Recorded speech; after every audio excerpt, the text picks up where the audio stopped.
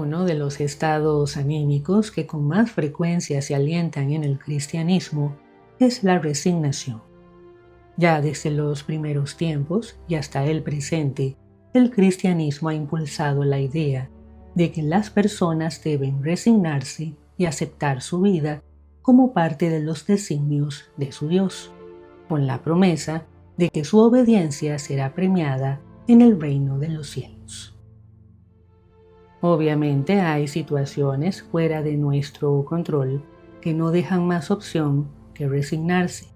Sin embargo, la resignación promovida por el cristianismo se refiere a una actitud general ante la vida.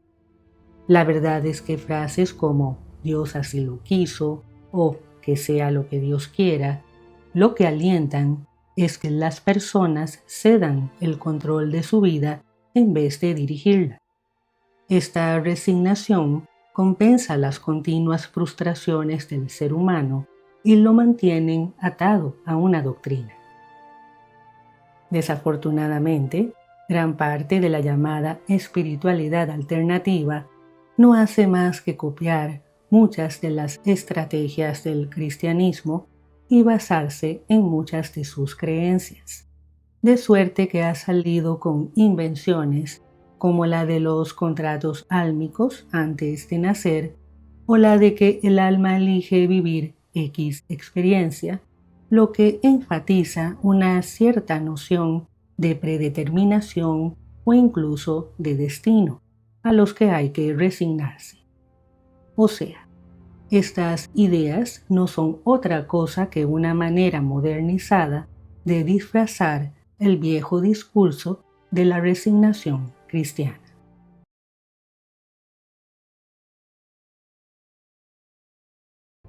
Los contratos álmicos. No hay contratos álmicos. No hay nadie allá arriba o allá abajo haciendo papeleo. Es una tremenda imaginación la que ha creado esta idea de la burocracia espiritual. No hay contratos. Lo que sí hay es la influencia que tienen los pensamientos y las acciones en cualquier vida.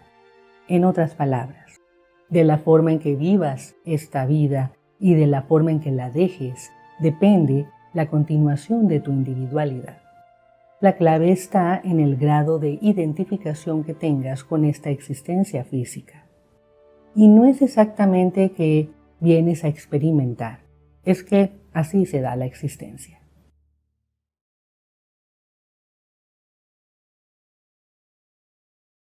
Hace poco más de 400 años, el dramaturgo inglés William Shakespeare llevó a las tablas su comedia Como gusten.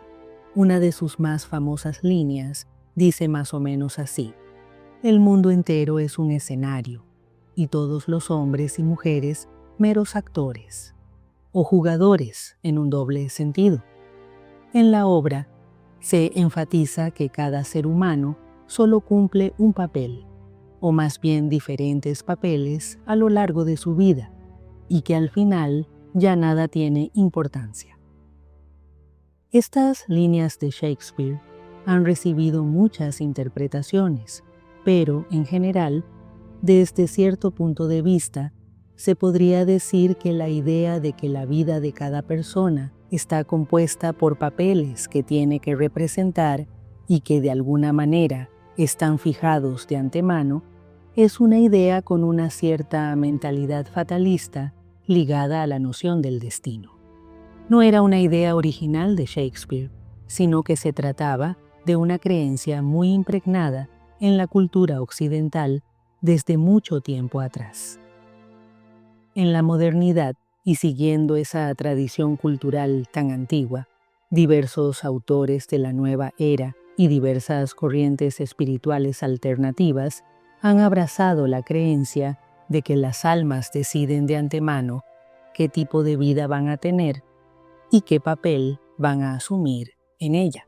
O sea, repiten de alguna forma la mentalidad reflejada en la obra de Shakespeare.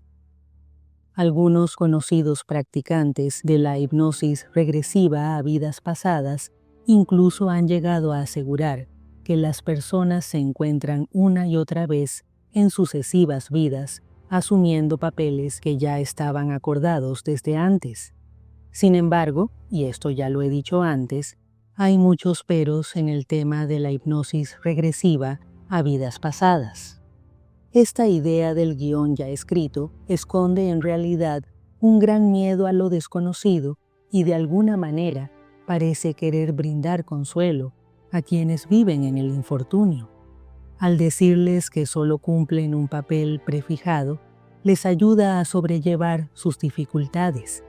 El problema es que, al mismo tiempo, los adormece, o sea, hace que las personas, en vez de emprender las acciones necesarias para cambiar el rumbo de sus vidas y lograr el bienestar que desean, se resignen a sus condiciones actuales y vivan una vida a la deriva. No hay papeles fijados de antemano. La vida que tenemos es el resultado de nuestras decisiones y acciones. Lo que hicimos ayer ha moldeado el presente. Lo que hagamos hoy moldea el futuro. Y siempre tenemos la posibilidad de cambiar el rumbo. El honrado es honrado porque así lo ha decidido, y lo mismo se puede decir del criminal. Y así como el rico puede dejar de serlo por sus acciones o decisiones, el pobre también puede cambiar su condición. El tipo de vida que tengas siempre estará en tus manos.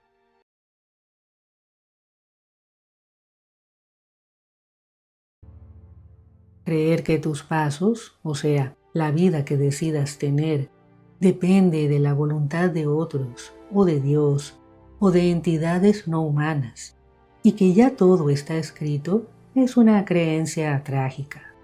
Una creencia que te deja atrapado en un sinfín de frustraciones. Pero también es trágico creer que eres dueño de tus pasos, de lo que estás haciendo, cuando en realidad no lo eres. ¿Por qué digo esto? Porque la verdad es que la mayoría de las personas han cedido su libertad sin siquiera ser conscientes de ello. Su vida es un continuum de actos y pensamientos impulsivos, inconscientes, de decisiones basadas en todo tipo de implantes mentales, de creencias y tradiciones. Muchos creen que actúan por voluntad propia, cuando en realidad solo siguen una especie de instructivo social y cultural sin darse cuenta de ello. Vivir sin ser el auténtico dueño de tus pasos, de tu vida, es una auténtica tragedia. Y es lo que tiene a tantos sumidos en el aburrimiento, el sufrimiento, la desesperanza e incluso la pobreza y la enfermedad. El ser humano puede ser dueño de dirigir sus pasos, pero solo si así lo decide de manera plenamente consciente.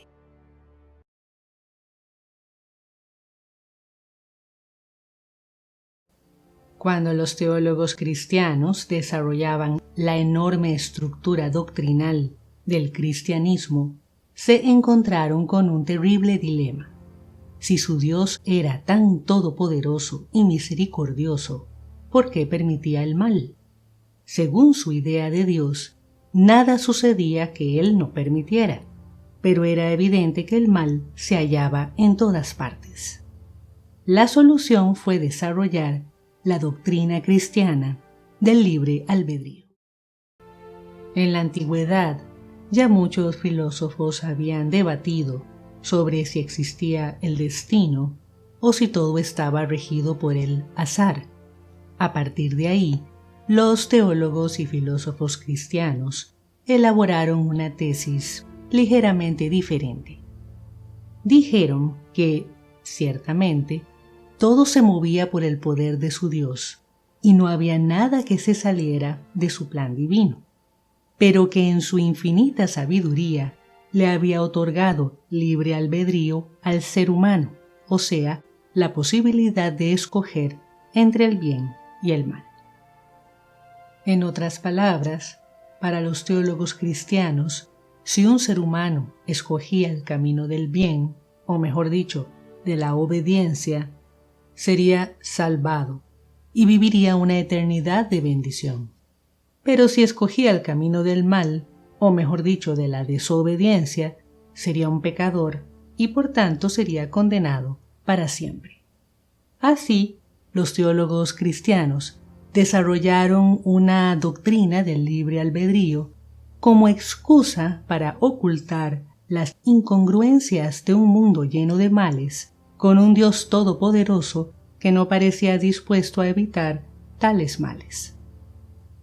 En realidad, el libre albedrío en el que se basa el cristianismo no es más que la opción que el tal Yahvé le dio a su pueblo. O me obedeces o te mato, tú eliges. Y no tenía nada que ver con una supuesta salvación espiritual o una vida eterna.